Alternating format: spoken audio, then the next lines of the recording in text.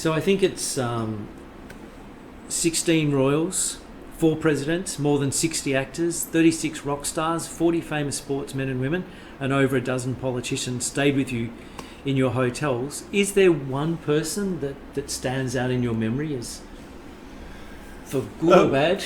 No, I mean, the first one obviously being Charlie Chaplin, the first person I met. Yeah. That will always stay with me because that was a defining moment. I thought, my God, if we're meeting people like this, I want to be in this business.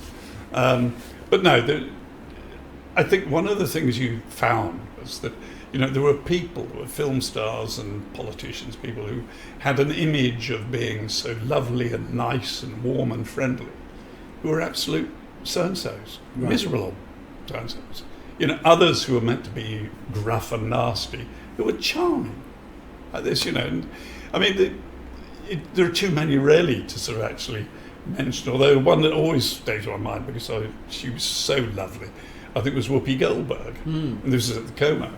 I mean, she came in, and all these film stars often have these pseudonyms, so people don't know who they are. Yep. And she came in, and she was Willie Survive was her name, because apparently she was terrified of flying. Okay. I thought that was very amusing little name to have.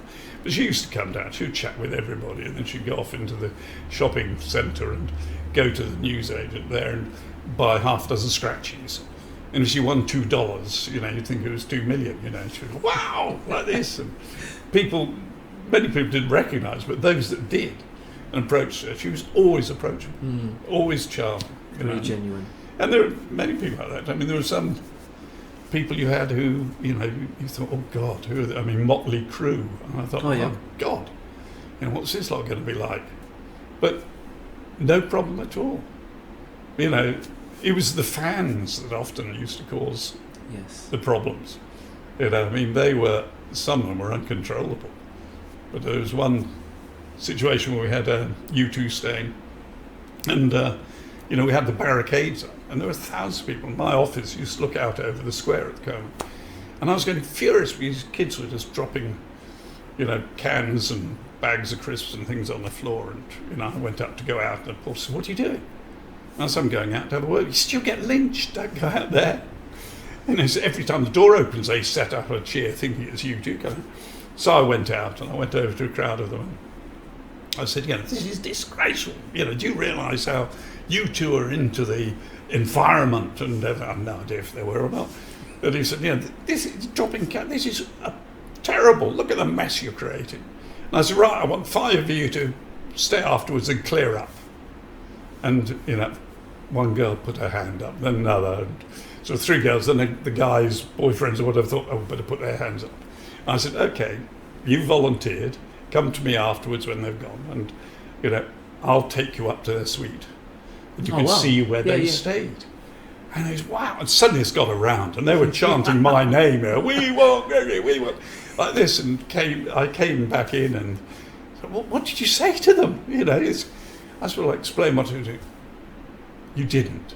And I said, well, yeah. I mean, they're kids. They'll be all right. And he said, do you think you ought to do that? I said, okay, well, I won't do it, but some of the heads and the housekeeper and the concierge, and they took these kids up afterwards. And, when they came down, they literally came in. I felt a bit like Captain Bligh on Mutiny on the Bounty, because there were the staff there saying, I'm sorry, Miss Griffin, but if ever you do that again, I'm going to resign. And I said, why? They weren't that bad. They were animals. They got up in the suite. They were trying to pinch coat hangers. They were going through the waste bins, picking up tissues. One girl even went into the plug hole of the bath to pull out hair.